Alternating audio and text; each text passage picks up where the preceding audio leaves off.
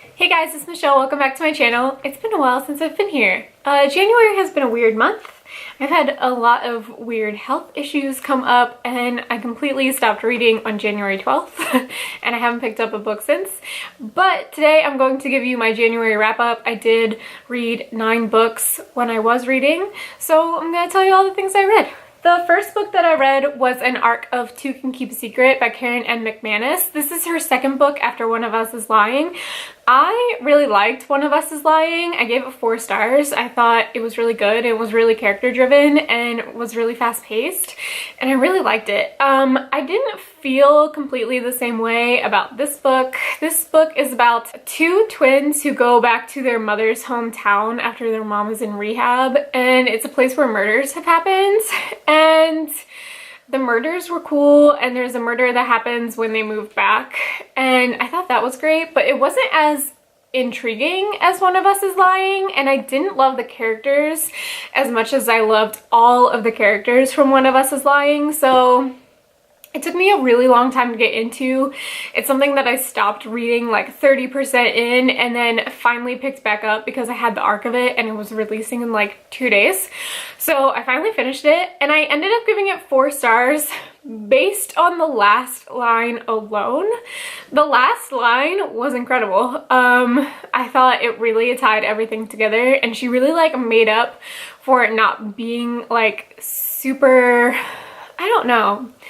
It was fine, but that last line, it was great. The next book that I read was another arc. It was Daisy Jones and the Six by Taylor Jenkins Reid. This was one of my most anticipated books of the whole year, and I can tell you that I didn't love it. This is a story about a band in the 70s called The Six who merged with a solo singer, Daisy Jones, making Daisy Jones and the Six. And I gave this book 2.5 stars, I think. It was told in interview format and it just like didn't work for me.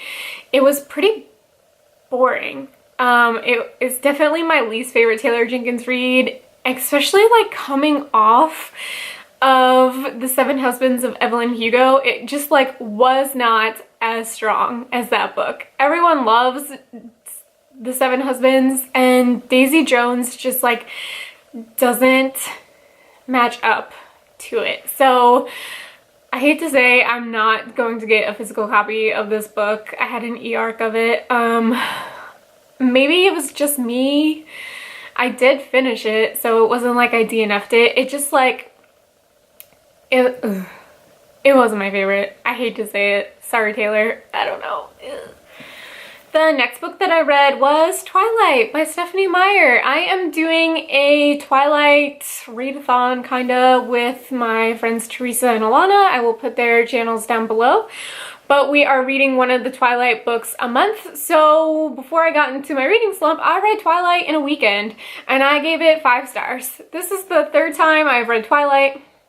The last time I read Twilight, I think I gave it 4 stars, but for some reason I gave it 5 stars this time, not because it's a 5-star book, but the nostalgia with this book is 5-star worthy. So, I love Twilight. I'm very excited to read New Moon. When I finished Twilight and put it down, I like almost cheated and really wanted to pick up pick up New Moon right away, but I didn't. So hopefully I can get out of my slump and read it this month, but I read Twilight. It was a good time. Very excited. The next book that I read was Beautiful Creatures by Cami Garcia and Margaret Stoll. I listened to this on audiobook. I have seen the movie before I ever read the book, and the movie is what it is. I listened to the audiobook and I thought it was like a really well done audiobook. There were sound effects and like songs in it and I thought it was really good. However, I did not think the story was good at all, and like I've been warned about this book, but I was like, no. I had just gotten off the Twilight train and I was like, this is a Twilight wannabe book. It's gonna be great. It wasn't great, and I think I gave it 2 stars. So I've learned my lesson. I will not be continuing on with this series. It wasn't good. It wasn't good. This book that I read, however, was amazing, and I gave it 5 stars, and I cried, and I told Alana and Teresa about it, that I cried, and it was great.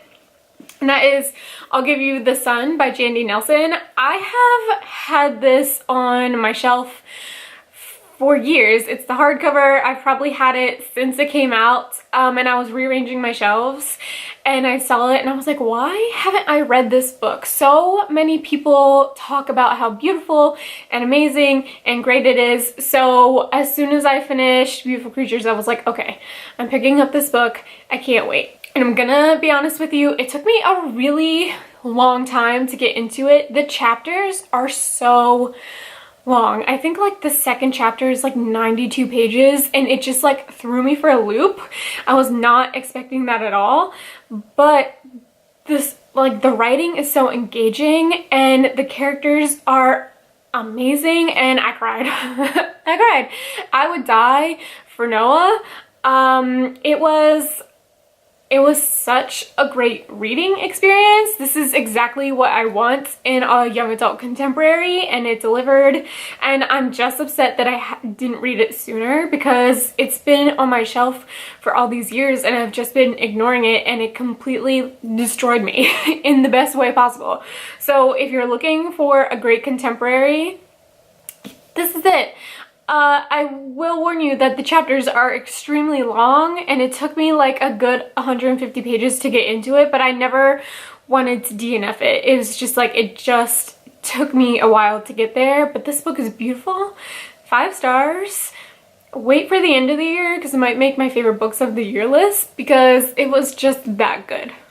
The next book that I attempted to read was Challenger Deep by Neal Shusterman. I was really interested in this book because it deals with mental illness. However, I DNF'd it about 300 pages in, and I think it's like 332. I just couldn't make it until the end. It goes back and forth with present day, and he, like, the main character imagining himself on a pirate ship, and it was just so hard, like, going back and forth. Like, I just couldn't get there. So I know a lot of people love this book and they praise this book, but this book just wasn't for me. I love Neal Shusterman, and I think I like his like sci-fi disaster scythe books better, and not really his contemporary ones, because I didn't love Unwind that much, even though that's like a sci-fi. But this one, even though it dealt with mental illness, I just didn't like the way it was delivered. So it wasn't for me. I did DNF it, and so this year when I'm DNFing books, I'm not giving it any rating. I'm just marking it down as a DNF. So I DNF'd this book, no rating.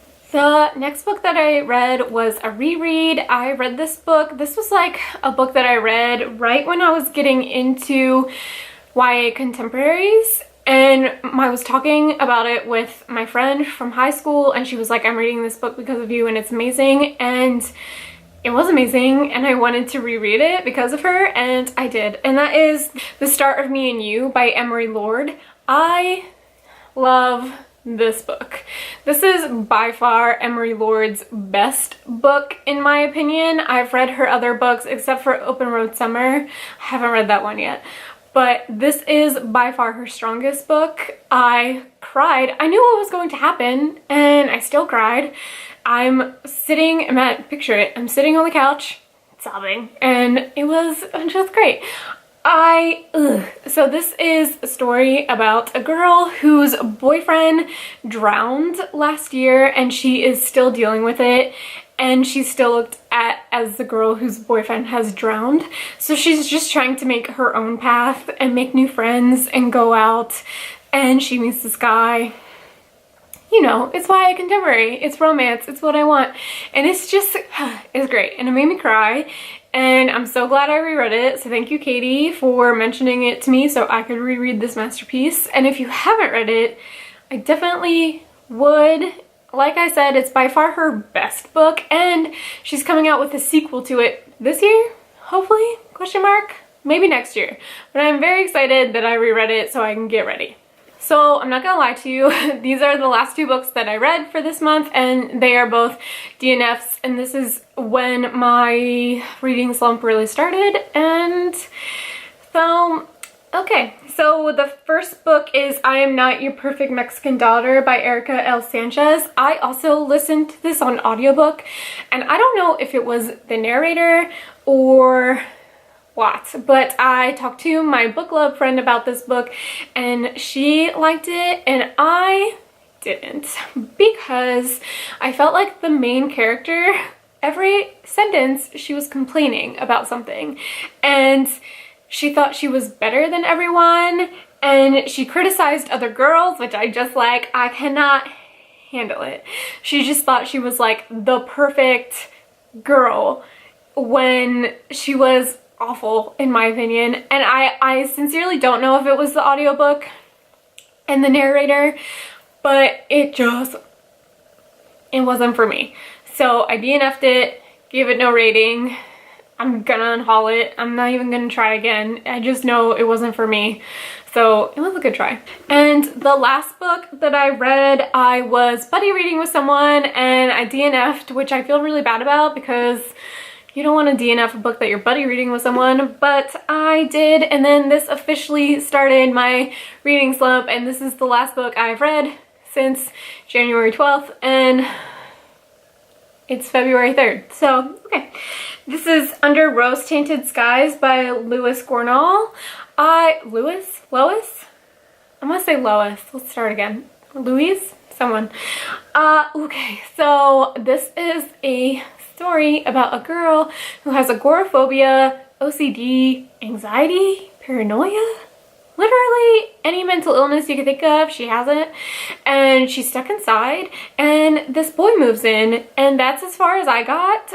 But from as far as I got, it was basically Everything by Nicola Yoon, and except that the girl didn't have an allergy to the world, she had agoraphobia.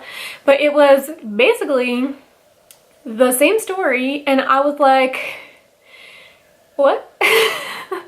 I had no sympathy for the main character either. I didn't think the writing was great, and I was getting in a reading slump. So I DNF'd this 100 pages in, and I didn't rate it.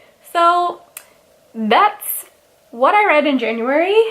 I haven't read anything since then. I am trying, but for now, that's what I'm doing. I'm also trying to do the reading my favorite booktubers' favorite books, and that isn't going well either. So stay tuned for that. But thank you for watching my video. I'll see you in my next one.